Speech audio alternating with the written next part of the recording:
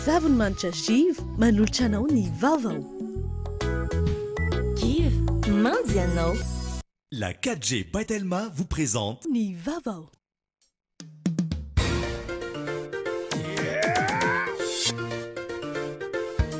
Arahinao ny fampalalam-baovao miaraka amin'ny Spaghetti Francia. Spaghetti Francia, safidiko safidintsika. Couche molle fixe manolotra anao ny vaovao.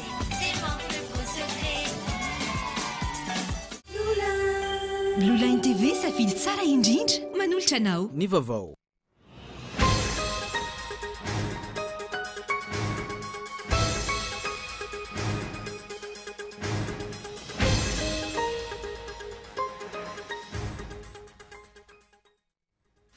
Itokony ampitsara rehetra manerana ny nosy manomboka rahampitso ary aharitra 7 andro ny fitokonana faobe. Antony, mbola tsy misy ny fandraisana ndraikitra ataon'ny mpitondra manoloana ny fitakinana ataon'izy ireo. Tsy hisy ihany koa ny service minimum.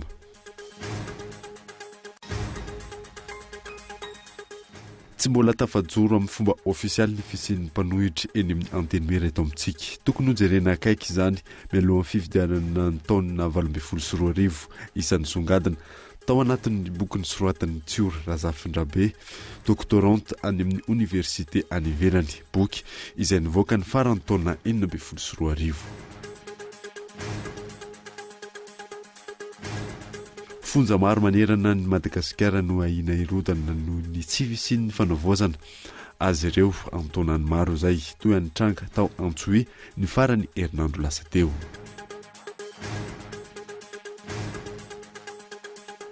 Tany fanaovana fanazarantena n'ireo mpilalao baolina lavalava etsy Soavimasoandro indray no fantatra fa namidin'ny fanjakana. Nisy ny fidinana ifotony. Lasa n'olon-tsotra ny tany ary tsy misy ifandraisana amin'ny orinasa Filatex araka ny feo mandeha.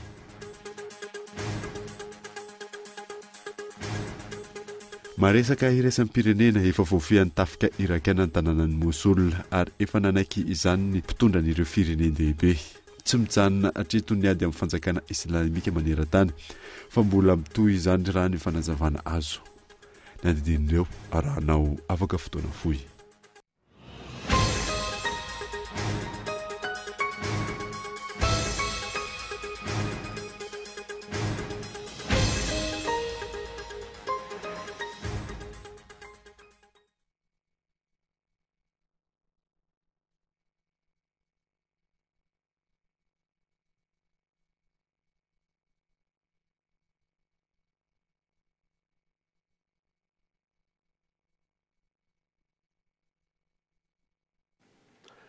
Miaraba tompoko lafinaritra tompoko vavy miaraba manokana ihany koa an'ireo mpanaraka ny vaovaon-kolo TV any amin'ny faritra indrindra ireo manaraka izany amin'ny alalan'ny FM Toamasina, DSTV Antsiranana ary TNTV Fianaratsoa.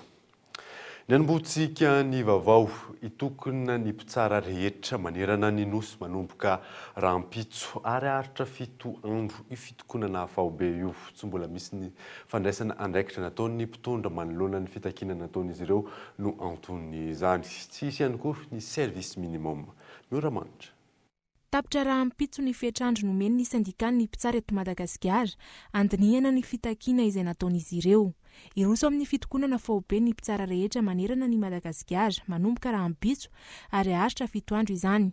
Izany hoe ny talata fa 12 ny volana Jolay ka hatramin'ny alatsinainy fa 17 ny volana Jolay izany fitokonana izany. Araka izany, hiato avokoa ny asan'ny mpitsara manerana ny nosy mandritra ny 7 andro. Raha ny fanazavana, tsy nahita ambokany avokoa ny fitakina rehetra nataon'ny mpitsara tamin'ny fitondram-panjakana hatramin'izay. Mbola manjakatra amin'izao ny fampiasana ny fitsarana. Ho fitaovana azona tombotsoa manokana. Tokony hitovy avokoa ny rehetra manoloana ny lalàna, tsy misy ny ambony, tsy misy ny ambany.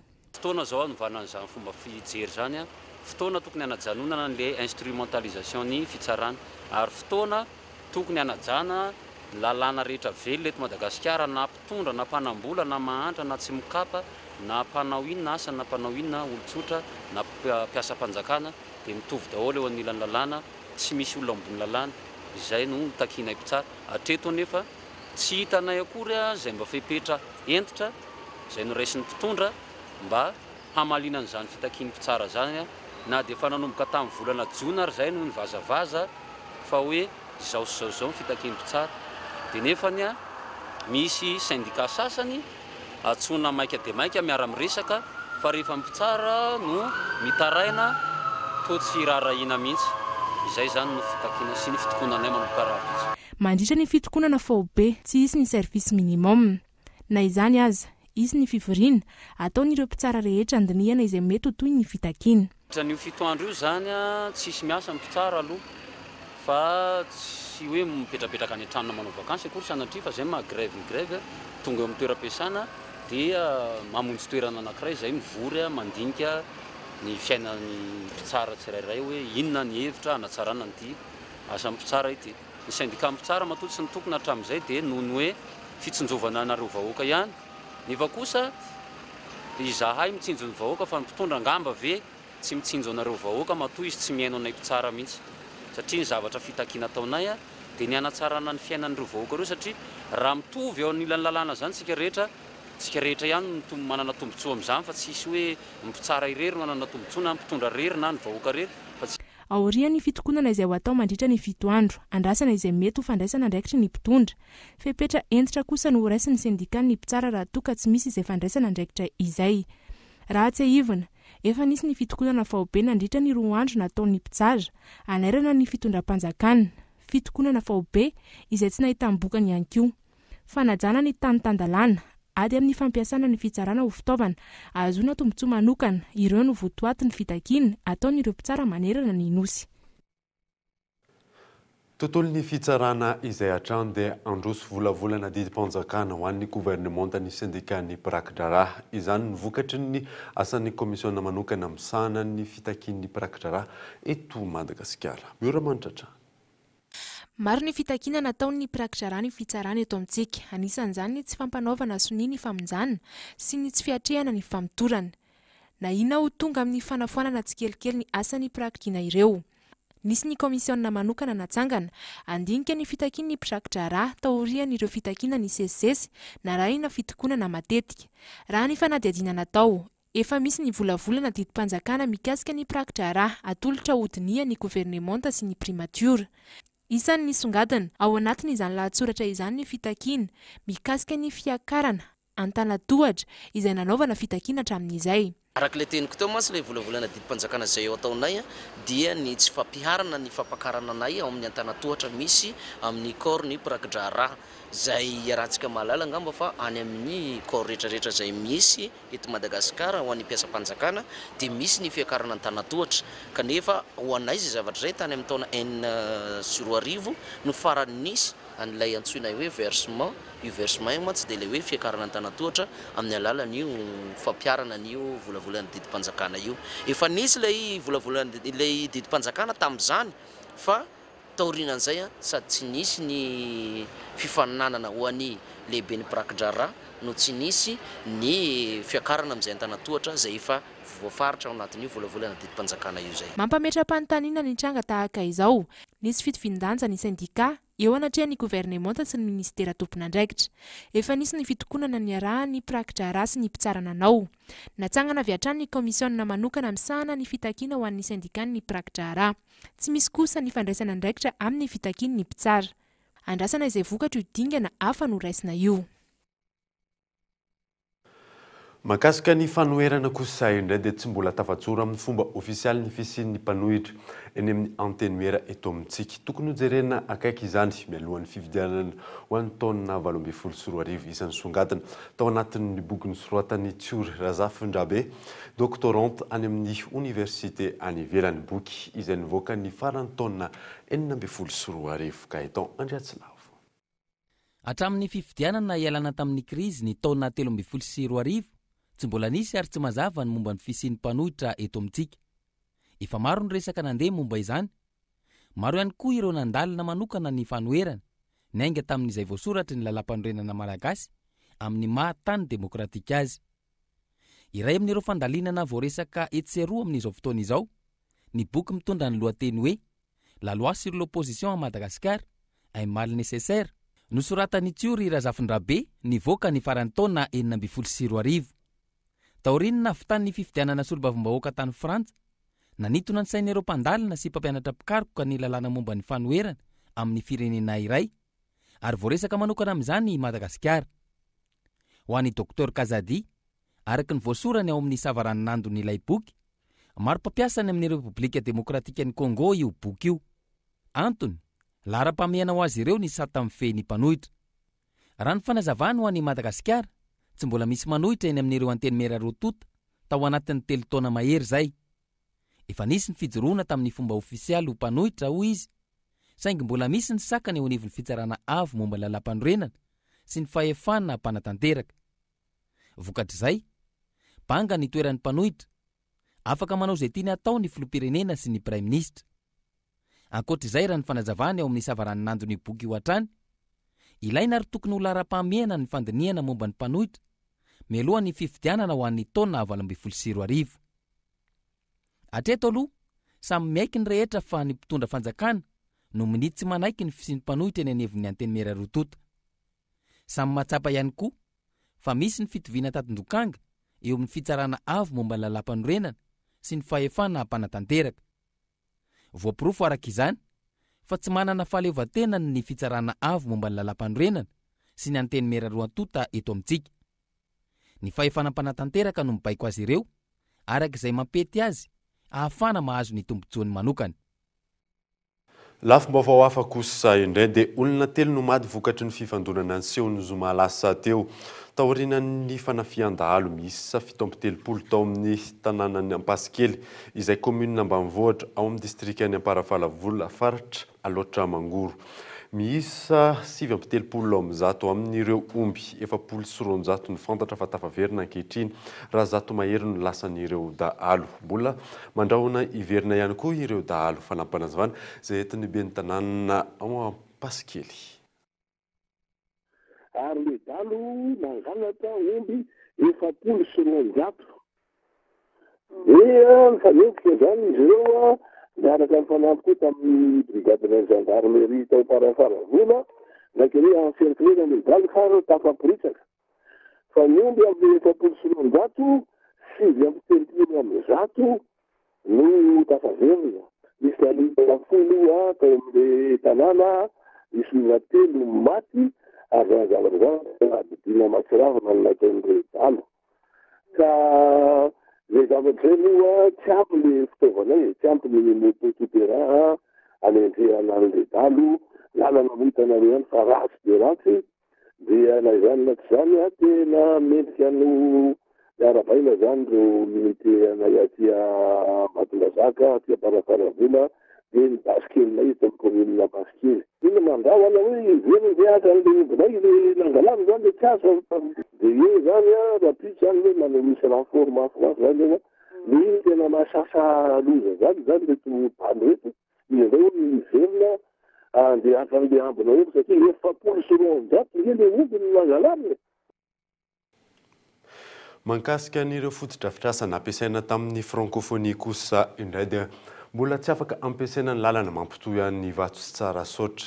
Efa potika sahady anefa izany amin'izao fotoana izao na dia moto sy sarety ary bisikileta aza no afaka mandalo eo mampametra-panontaniana an'ireo mponina eny an-toerana ny kalitaon'ny fotodrafitrasa Kaitan Andriatsilava. Mbola tsy nampiasaina akory potika sahady ny lalana izay mirefy 1.0 kilometatra miainga eto tsara saotra miazo an'ny vato. Tetikasan'ny filoham-pirenena izay tafiditra tao anatin'ny fanomanana ny fandraisana ny fianamben'ny firenena miteny ny teny frantsay ny volana novambra 2024 lasa teo. Asa vonjimaika ho ireo mponina eny an-toerana. Na ny kalitaon'ny fanamboarana azy tsy manaraka ny fenitra fanamboarana ny lalana eto amintsika. Zao alia misy première course dia misy deuxième course. Voalohany izao misy hoe ampirena sozy izy tsara. Iny voalohany dia vao mitaraka mitovy anazy dia miraraka iny dia mijanona ny ray andro miletika. Efa ny an'izay ny dia première course vato kely dia ranona kety roa dia compacte iny dia mandeha an'izay ny deuxième course. Dia eo izay zany hitanao hoe tokony asiako sabona be ty fa hiakatra izy rehefa aveo ampakariny le pétrole zay izy. Fahitako an'ity lalana ty zao izy aloha misy barasy fa mbola misy zavatra mivezivezy zao aminazy ao, tomobile sy olona sy ohatr'izany moto. Ny kalitao andray izy aloha raha araky ny vaovao efa fantatra tany amin'ny anao manjery dia hoe mbola vonjo maika hono fa mbola tsy fantatra zany hoe roviana ny fanamboarana manaraka sy ny ohatr'izany fa raha ny zavatra hita aloha zany dia somary misy kilavadavaka sy manomboka miasimba zany le izy satria manify satria vonjo maika hono. Vola notrosaina manodidina ny 30 tapitrisa dolara ny volan'ny nolanina ho an'ny fanamboarana ary ao anatiny 20 taona no amerenan'ny firenena malagasy ny trosa amin'ny fanamboarana ity lalana mampitoe ny vato sy tsara saotra ity.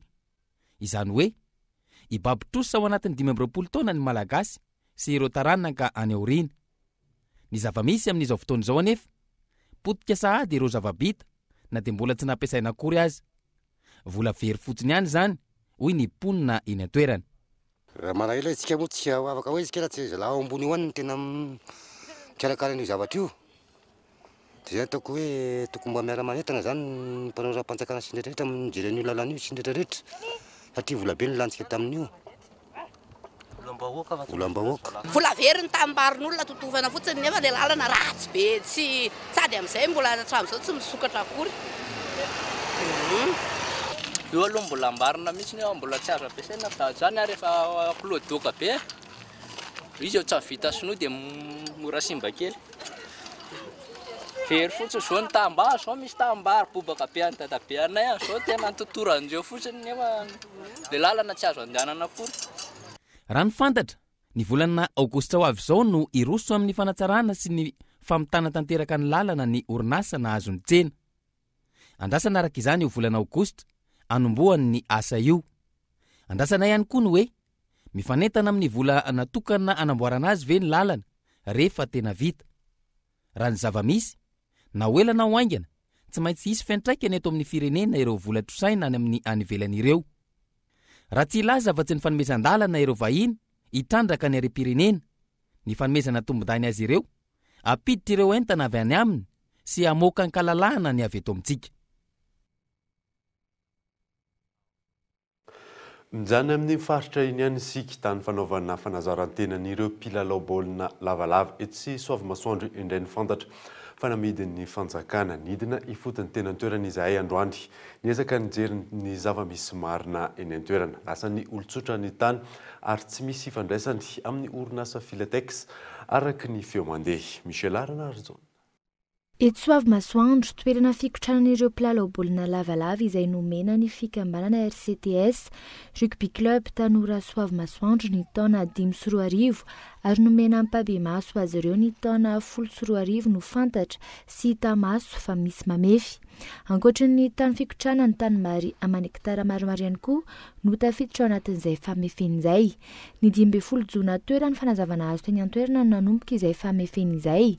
Manodidina ny 12 hektara io tany io, nanantona ny fikambanana RCTS izahay androany tahaka izao ny fanazavan'izy ireo.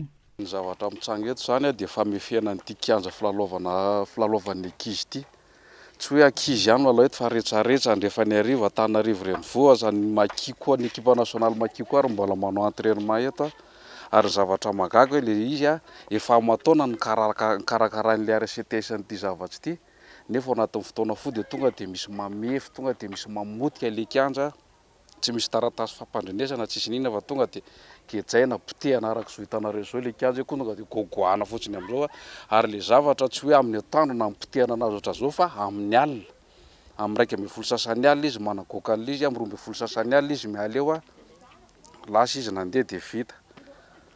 Hatreto aloha tsy mbola nisy taratasy fampandrenesana hoe lasa ny anina itsy le tany na lasa ny rano itsy le tany fa tonga dia alarobia-ny anaovany ankizy entraînement maraina raha tonga dia famefena ny teo ny ankizy mbola manao entraînement mianatra eo tonga dia fefena. Araka izany tsy misy taratasy tonga teny amin'ireo voalaza fa tompon'ny tany mikasika ity famefena tampoka ity. Raha ny fanazavana trany efa ho 12 taona izay no teo ambanin'ny fitantanan'ny RCTS io tany fikotranana io. Nanantona ny fokotany Soavamasoandro izahay taorian'izay mazava raha ny fanazavany ny lefitry ny lehibe ny fokotany androany.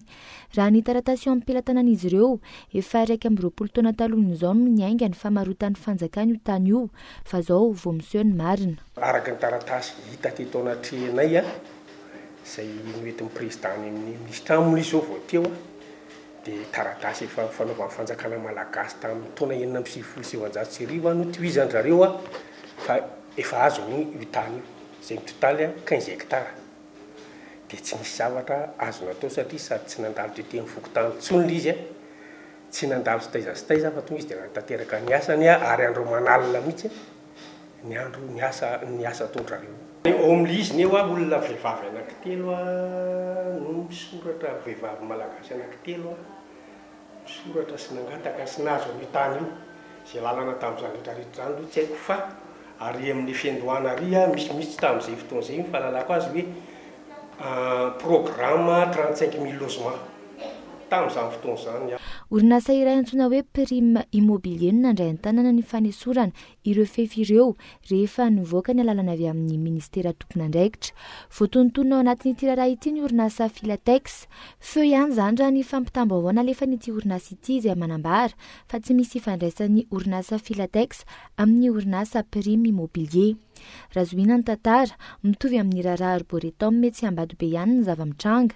Raha ny zava-misy eny an-toerana na voalaza fa amin'ny ato aza ny asa rehetra ny teny an-toerana androany misy fotodrafitrasa efa mitsangana ao anatin'izany. Hatreto izany miandry ny fanazavana avy eo anivon'ny ministera misahana ny tetikasan'ny filohan'ny pirenena ny mpanara-baovao ireo tompon'andraikitra ao izay tsy nisy nentina indray ny antso fangatahana fiona androany. Mahakasika ireo vola vaovao izay hivoaka atsoatsy kosa indray dia ratsorina tsy tetika ampandroso ny toe-karen'i Madagasikara raha ny fanazavan'ny pahy toe-karena iray fa tetika ara-politika. Porofo mivaingana ihany koa ny fanontana ny vola roa alina ariary mitambatra raha ny fanazavana azo fa mampitotongana ny sandam-bola. Michel Arana ary John Trano. Niteraka resabe teny anivon'ny fiarahamonina ny tetikasan'ny fitondram-panjakana amin'ny fanontana vola vaovao, indrindra fa ny fanontana ny vola mitambatra roa alina ariary. Tahaka izao ny fanazavan'ny pahy toe-karena fa lafy tsara sy lafy ratsiny izay fanontana vola vaovao izay sy ny fanambarana ny roa alina ariary. Amoaka ny vola vaovao tokoa tsika eto Madagasikara amin'ny herin'ny androany roa alina ariary vola tokana. Ny lafiny teknika no anazavana an'iny dia le hoe ny vola lehibe indrindra eto Madagasikara amin'izao zany ray alina ariary efa mihoatra ny 900 ny vola miasa dia ray alina ariary. Zay zany fanazavana teknika an'izy dia rehefa mihoatra ny 900 izay le vola lehibe indrindra miasa dia mitaka izay hoe mila vola lehibebe kokoa noho io indray zany ampiasaina. Izay le dikan'le izy. Ny anton'izay izay izy lafiny teknika fa ho antsika olona tsotra dia ny anton'izay dia hoe satria mba tsy hoe hoentina amin'ny arina zany ny vola rehefa andeha hiantsena dia alehibiazina ny lela vola anankiray. Exemple ny Zimbabwe ny fantatsika tsara amin'izay hoe rehefa andeha hiantsena vola amin'ny arina no entina dia tapaky ny arina ny entana azo raha be indreny dia mba hialantsika amin'izay dia tonga dia efa hoe alao alehibiazina ny vola aloha zany. Zay no fidetsika efa ho folo taona mahery no tsy nisy ny fanavoazana ny vola teto Madagasikara. Tsy ilaina raha ny fanazavana ny fanontana ny vola rehetra ny endriny sy ireo maro hafa fa ny fanamafisana ny fiarovana ihany. Ny andikana azy zany économiquement io dia hoe manao ny asany ara-teknika ny banque foiben'ny Madagasikara fa ny baikony gouvernemanta ihany izy itsindro sady ny lafiny politika ekonomika ary ambadika an'izay rehetrarehetra izay dia tsisy afa-tsy mpanatateraka ny ataony. Ohatra fotsiny tsy maka ohatra fa tsy hoe fa ngady tena hoe tsy maintsy soloana koa ny ariary zato. Ny ariary zato ange azo atao amin'ny endrika avy nefa dia hita hoe fa tiantoka ny vidiny ariary zato lafo noho ny sandan'ilay ariary zato ohatra zao fantatsika rehetra zany dia tsy maintsy atao ve zany satria izay le baika. Misy firenena voasazy teto an-tany raha ohatra ka hoe ny vola anankiray dia ny asa mihoatra ny 5 taona na 20 taona koa ry ara. Tsisy firenena voasazy amin'izany ilay vola amin'izao fotoana izao mbola betsaka amin'ny tsara ary mbola misy voaingana ary navoaka. Zavatra tena tsy maintsy natao ve zany. Zany ve ny lahara-pahamehana amin'izao fotoana izao na dia ataoko hoe lafiny teknika. Raha izay fanazavan'izay tsy tombontsoara toe-karena amin'ny ankapobeny no antony ity fanontana vola vaovao ity. Raha tsy ahivina hatrany ny 17 jolay izao ny hivoaka ny roa alina ariary, ray alina ariary, 5,000 ariary ary ny 2,000 ariary. Ny 18 septambra 17 sy 2,000 izao kosa no hivoaka ny vola 1,000 ariary, 500 ariary, 200 ariary ary 100 ariary. Tahaka ny mahazatra ireto na misy dokavarotra.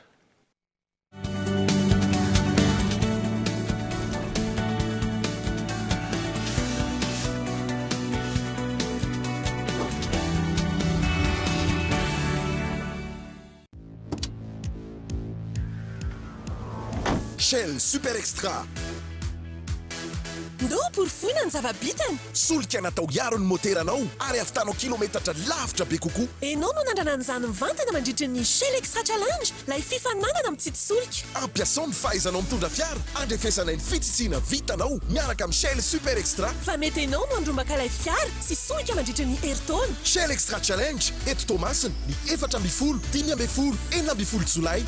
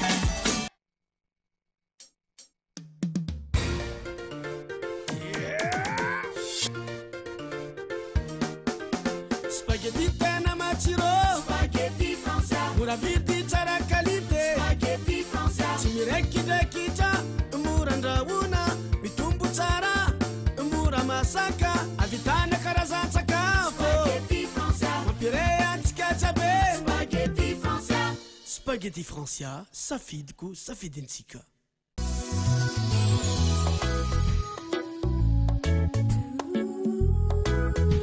Kiry, mandy ianao.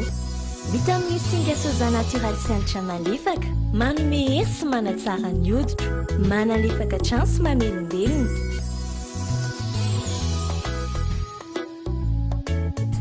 Ho an'ny fotoana mamindrindra iainako, ampiasaiko kiry.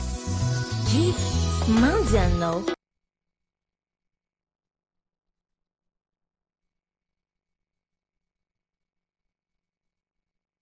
Tu crois qu'elle est comment, la vache qui fait du kiri? Elle est toute carrée comme le kiri. Ou alors elle est rallongée pour faire plus de boulets. Moi je crois qu'elle a un masque et une cape bleue. C'est une vache super-héros en fait. Trop bon. Du lait, de la crème et plein d'imagination. Kiri, kiri, kiri.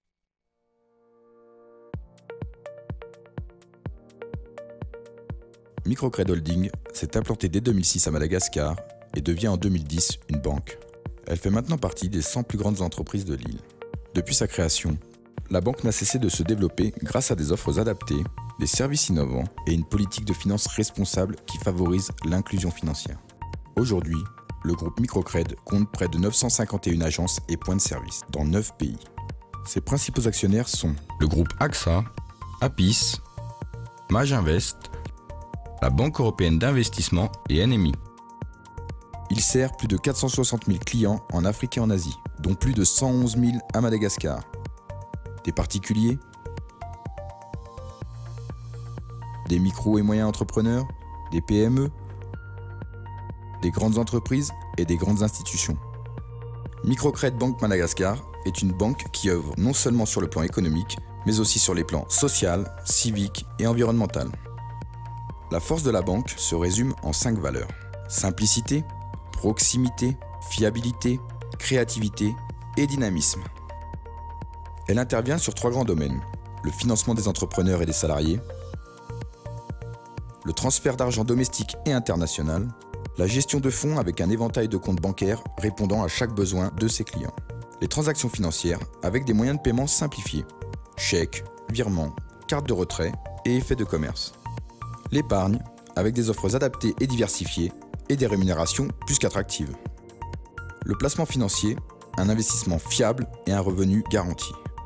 Aujourd'hui, Microcred Bank innove avec les agences mobiles, les 400 membres du réseau de correspondants Baobab et l'utilisation de la technologie, applications mobiles, biométrie.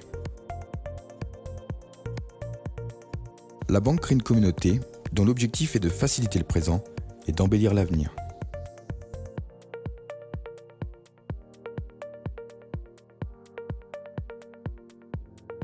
Microcred Banque Madagascar, voire plus grand.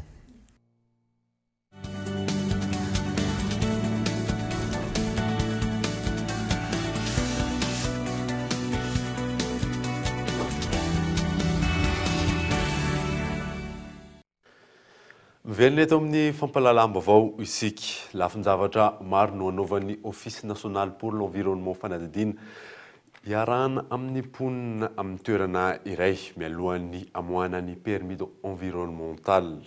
Hatramin'ny 20 volana Jona lasa teo natratra 1.3 permis environnemental nozaraina fanadidina Mikael Armanla. 1.3 permis environnementaux navoakan'ny Office national pour l'environnement nanomboka ny fiandohan'ny taona 2024 hatramin'ny 20 volana Jona lasa teo.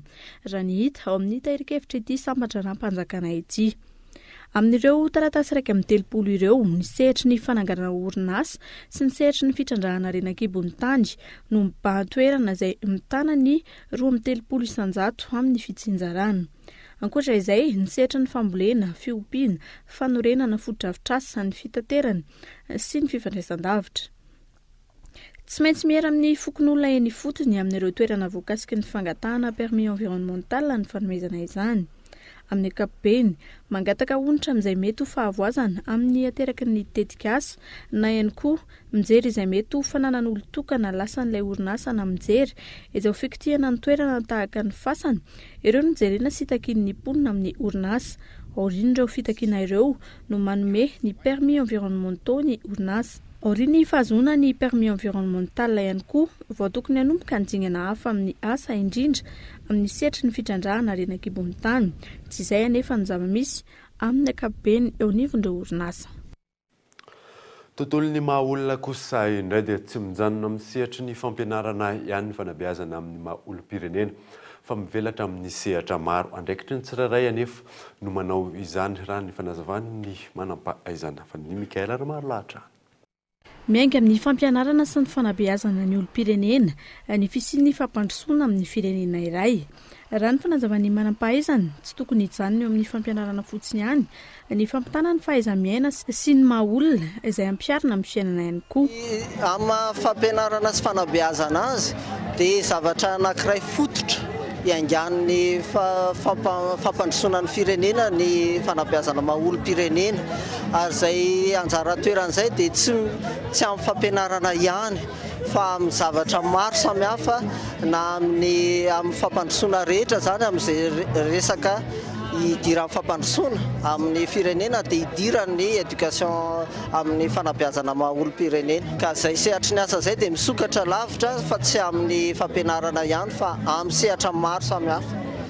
Ankoatra izay dia sahan'ny fanabeazana amin'ny maha olom-pirenena ny fahaizana miaina, ny fahalalana miteny, ny fahafana sy ny maro samihafa, tsy afa-misaraka amin'izay fanabeazana amin'ny maha olom-pirenena izay, ny fahafana sy ny tany-tandalana saingy tsy midika ho fanapara-pahefana izany. Ny ao anatin'ny éducation à la citoyenneté koa dia misy ny tany tandalana ary ao anatin'ny fianarana ihany koa nefa ny fahafahana. Ireo zavatra anankiroa ireo ny tany tandalana sy ny fahafahana dia zavatra mifameno fa tsy mifanipaka. Izany hoe ny fahafahana anankiray dia tsy noentina hoe anaovana izay tiany atao fa ao anatin'izay kosa nefa no ampianarana ny olom-pirenena hoe inona ny zoa, inona ny zavatra tokony atao ary inona ny zavatra azo atao. Sampam-pampianarana isan'ny be mpisafidy ny fanabeazana amin'ny maha olom-pirenena raha ny fanazavana trano. Nisokatra tamin'ny fomba ofisialy androany ny herinandro ho an'ny ENSP Filoha izay ampahafantarana ny taranja sy ny sampam-pampianarana rehetra misy eo amin'ity sekoly ambony ity. Araka nitantsika tamin'ny lohatenim-baovao teo dia fonja maro manerana ny Madagasikara no ahina irodana noho ny tsy fisian'ny fanavoazana azy ireny efa ntaonany maro izay toy ny tranga tao antsoiny farany herinandro lasa teo. Miantana indrena efa. Loza mitatao ho an'ny voafonja sy ny malagasy manontolo ny zava-misy eny amin'ny fonja ankehitriny. Saika antitra avokoa ny foto-drafitrasa, maro no tsy nisy fanavoazana mihitsy nanomboka ny taona 1970 nitsanganan'ny fonja, izany hoe tato anatin'ny 50 taona mahery no tsy nikotihana. Tsy ny eto afovoantany ihany misedra olana tahaka izay ihany koa ny any amin'ny faritra. Fa ny ankabeazan'ny fonja eto Madagasikara dia ratsy avokoa. Zay le izy ratsy avokoa zany ny fonja eto Madagasikara. Afaka jerevantsika zao ohatra hoe fonja any Soavinandriana tsisy rindrina. Trano eo ratsy be tsisy varavarana tsisy rindrina. Jerevantsika koa fonja any tsy haiko any amin'ny faritra Tsinanana any efa ilay fanakaiky ny voafonja vehivavy sy ny voafonja lehilahy. ka le izy atsotsona foana tabatabaina foana amin'ny fahita lavitra fa raha ohatra ka tsisy fanapahan-kevitra sy fandraisana fanapahan-kevitra enjana dia mety tera-doza eo anivony zavatra rehetrarehetra sy ny fiarahamonina. Fioaram-pefy ratra fahafatesana ireo no ahina teraka izany raha toka tsy misy ny fanavaozana. Toa ny tranga atao Antsohihy ny sabotsy lasa teo vafonja miisa 4 ny maty 12 no naratra no ny faharodana ny rindriny fonja tany an-toerana.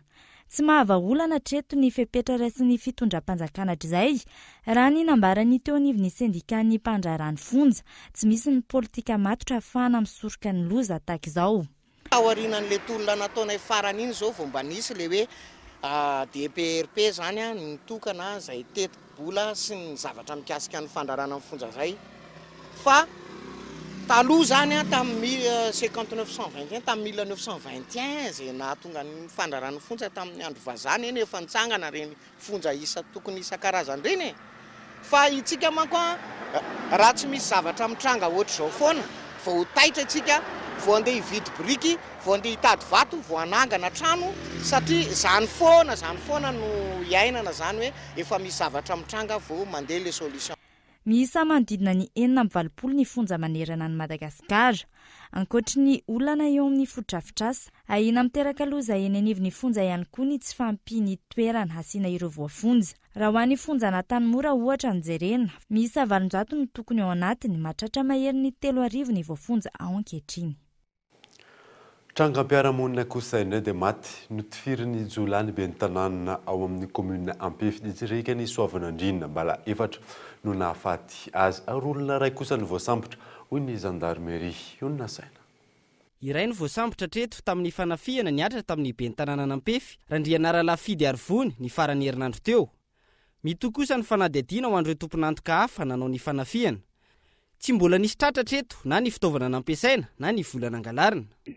Valika moa zany dia ny tanàna manao dia ny gros zay izay rehetra ny tetezana miditra ny tanàna Ampefy io. Dia ny jusqu'à hoe mikafina zany ny sena ariva ka nisesika taty amin'ny vavahady le zola zany dia nday nisesika tao. Manetra tao anatin'ny tao zany ka dinanao ambolena nisy atao trano. Rehefa misotro zany dia mifaneraka tamin'le ben'ny tanàna ifirindreo le ben'ny tanàna zany. Satria zareo zany ny tanjona amin'io zany le vola maty amin'le varotra. Ny farakelin'izy io zany any amin'ny 70 ariary any amin'ny filazan'ny fianakaviana. 70 ariary raha tsy ahivona no lasan'ireo mpandroba nandritra ny fanafihana nahafatesana ity ben'ny tanàna Ampefy ity. Vola maty tamin'ny varotra natao io notafihan'ny Jola io. Basy PA no nampiasain'ireo Jola ka bala 4 no nahafaty ity ben'ny tanàna ity raha ny fampitam-baovao hatrany. Ankoatra ity trango ity, ben'ny tanàna roa ihany koa no matin'ny Jola tamin'ity taona ity vokatra izay tsy fandriam-pahalemana izay. Ny ben'ny tanàna Nambalaky ny Resy distrika Nambomasoa sy ny ben'ny tanàna ny Bemokotro Maivan-tanàna. Andrasana ny toy ny tirara ity. Vokatry ny tsy fandriam-pahalemana ihany, sa misy kajikajy politika ambadika.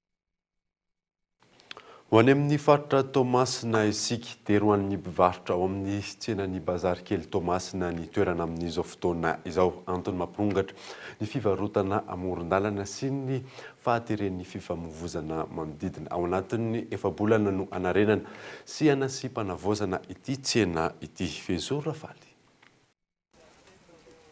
Tsy eto an-drenivohitra ihany no mahazo vahana ny mpivarotra amoron-dalana noho ny tsy fampin'ny toerana hivarotana. Mena zany koa ny ao Tomasina, ampin'ny lozam-pifamoivoizana teraka ireo posy mifanaretsaka. Antony tetikasa fanavaozana sy fampanarahana fenitra ny tsena ny bazary kely. Ity tsena ity izay isan'ny toerana nampalaza ny tampon-tanàna ny Tomasina sady nanintona mpizahatany. Tsy nisy fanavaozana tao anatin'ny fotoana maharitra ka simba ny ankamaroany ny foto-drafitrasa. Azon'ny komina ampiasaina araka ny filaniny be sy ny maro, ny tanin'ny komina na eo aza ny fisian'ireo olona manoro-ponenana sy mampiasa ny tany, raha ny fanazavan'ny ben'ny tanàna, Elize Ratsiraka. Tany komina rehetrarehetra dia any komina misy olona mipetraka ao, misy olona mindrana n'io tany io dia ampindraminay fa rehefa tonga ny fotoana ilanay ny taninay dia alainay ny taninay rariny sitsiny zany fanay ny tany. Misy miresaka manko hoe namidy amin'ny karana, namidy amin'ny vazaha, namidy amin'ny sinoa, namidy amin'ny malagasy, namidy amin'izy. Tanin'ny komuna io ary mijanona ho fananana ny komuna. fa ny fanarahana fotsiny dia manorina trano eo ny promoteur manamboatra an'io izy. Tsena ahitana trano eva na kioska raiky amin'ny 300 no ahorina ao amin'ny tsenan'ny Bazarikely Tomasina, ialana amin'ny tsy fandriam-pahalemana izay mahazo vahana ankoatra ny tsena amoron-dalana. Amidy sy ampanofaina araka ny enti-manana tsirairay ireo tsena ireo raha ny fanazavana. Dia amidy io on'izay mahavidy azy, zay tsy mahavidy afaka manofa, dia afaka fotoana asaka tsy fantatro, afaka folo taona dia lasa an'le olona le izy. Rehefa vita ny exploitation ny fitrandrahana an'io dia miverina amin'ny commune ny tany, zany hoe miverina ampiasain'ny commune araky ny tiavan'ny commune anazy. Atao tsaratsara kokoa noho io indray ve le kioska sa ho isy fotodrafitra asa hafa indray ny tokony apetraka eo arakaraky ny fivoarany tamatavy. Ao anatin'ny efa-bolana raha ny fanazavan'ny ben'ny tanàna no anatanterahana ny asa ka ireo mpivarotra nandohetra ara-dalàna no hisitraka izany mialoha. Tsy voafaritra mazava kosa hatreto izay teti-bolana tanterahana ity fotodrafitra asa ity. Ny tsy fisian'ny mangarahara amin'ny asa-panjakana toy izao no mahatonga ny olom-pirenena tsy mahatoky ireo mpitondra. Vaovao ara-panatanjahantena kosa indray dia ho tanterahana eny amin'ny kianjabeny Mahamasina afaka andro vitsy ny lalao mandroso amin'ny Chanina 24 izay atao any Kenya eo amin'ny Parean'i Madagasikara amin'izany ny ekipa pirenenan'i Mozambique. Tanela Ratondrarso. Andray ny lalao mandroso eo amin'ny fihodinana faharoa iadina ny ho tompon-daka ny Afrika ho an'ireo mpilalao. Tsy misy mpila ravinahitra na ny Chanina ho atao any Kenya ny taona 2024 isika eto Madagasikara izay ho atao eny amin'ny kianjabeny Mahamasina Parean'i Madagasikara iaona amin'ny ekipa pirenen'i Mozambika ny Alahady fa 14 ny volana Jolay izao. Tsy ivona fa ny 17 ny volana Jona teo no niaona teo amin'ny andro fahatelo ny COSAFA Cup ireto ekipa roa ireto izay nivoahan'ny Parean'i Madagasikara ho mpandresy tamin'ny isa 4 iray. Araka ny fantatra dia mpilalao maro tamin'ireo niatrika ny COSAFA Cup no tsy ho avy eto Madagasikara mandritra io fiaonana io, izany hoe i Mozambika amin'ny endriny hafa mihitsy no iaona amin'ny Parean'i Madagasikara. Ho mafy ny ady araka izany ho an'ireto ekipa pirenena malagasy ireto satria dia vonona tanteraka na lavelany Mozambikianina izay mbola indray ny lalao miverina afaka herinandro. Na izany aza nefa azo lazaina ho mbola ao anatin'ny herin'ny tanteraka ny Parean'i Madagasikara izay vao avy niatrika ny COSAFA Cup andro vitsy lasa izay. Mpitsara Komoriana 4 amin'ny rahalany hitantana ity lalao mandroso ity raha toa kosa kapitsara Botswana no hitsara ny lalao miverina. Vaovao ara-panatanjahantena izay hatrany dia feno 12 taona ny Ayad Jet Kundo eto Madagasikara. Ayad izay niforoan'i Bruce Lee raha ny fantatra. Andray fampiofanana iraisam-pirenena isika amin'ity taona ity fanadina.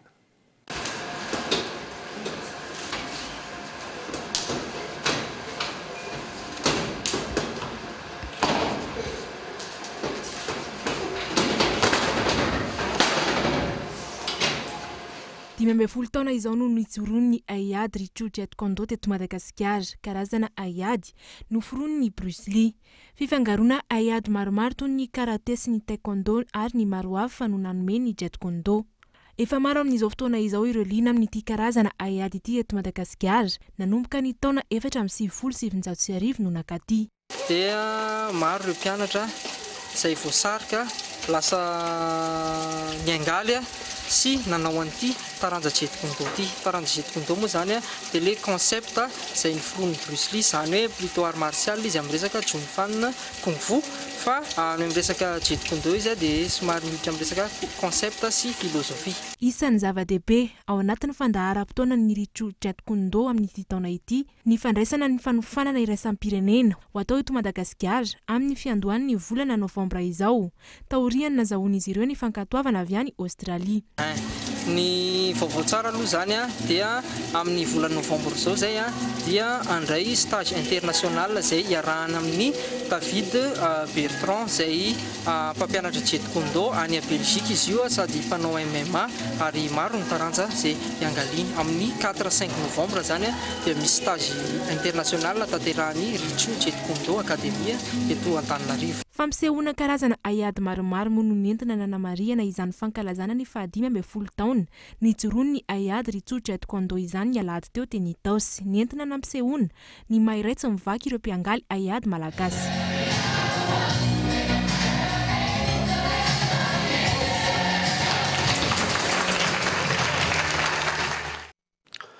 maresaka iraisam pirenena kosa indray dia efa voafeny tafika irakiana ny tanànany Mosul ary efa manaiky izany ny mpitondran'ireo firenendehibe tsy mijanona treo anefa niady amin'ny fanjakana islamika maneran-tany fa mbola mitoy izany raha ny fanazavana azo fanadina eo amin'ny sarin'ny France 24.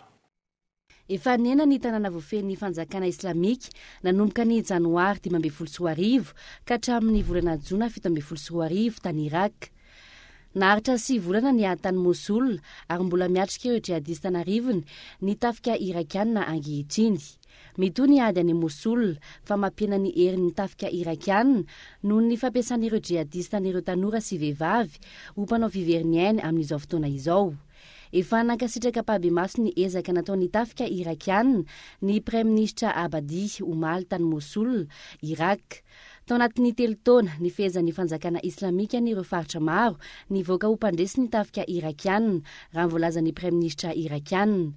Naraba ny Praiministra sy ny tafika irakiana avokoa ny mpitondra n'ireo firenendehibe tao aorian'ny fanambarana nataon'ny Praiministra. Tao anatin'ny 6 volana izay, tanàna maro no rava, anarivo no maty ary antapitrisany no tsoponenana.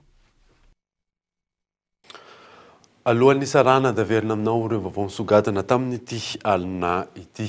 Itokona ny mpitsara rehetra manerana ny nosy manomboka rampitso ary aritra 7 andro io fitokonana faobe io tsisy ny service minimum. Fonja maro manerana ny Madagasikara no ahina irodana noho ny tsy fisian'ny fanavoazana azy ireo efa antonany maro izay toy ny tranga tao Antsoy ny farany herinandro lasa teo. Ary farany moa dia tany fanaovana fanazaranteny an'ireo mpilalao baolina lavalava etsy Soavimasoandro indray ny fantatra fanamidin'ny fanjakana nisy ny fidinana ifotona lasa n'olotsotra ny tany ary tsy misy ifandraisana amin'ny orinasa Filatex araka ny feo mandeha. Dia izay mamarana ny vaovao tamin'ity alina ity. Ankasitrahana ianao nanaraka izany soava tsara daholo tompoko.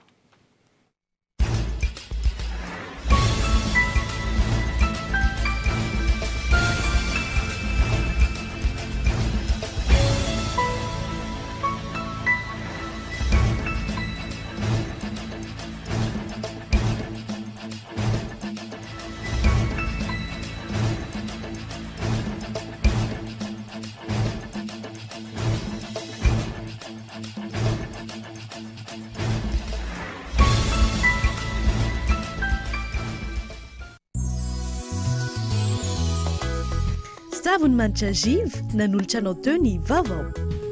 Give, mandy anao. La 4G Batelma vous a présenté ny vaovao.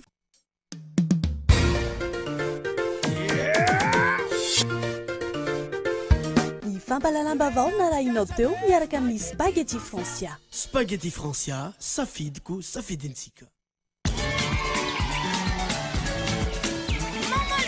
Ny vaovao niarahanao tamin'ny couche Malfix.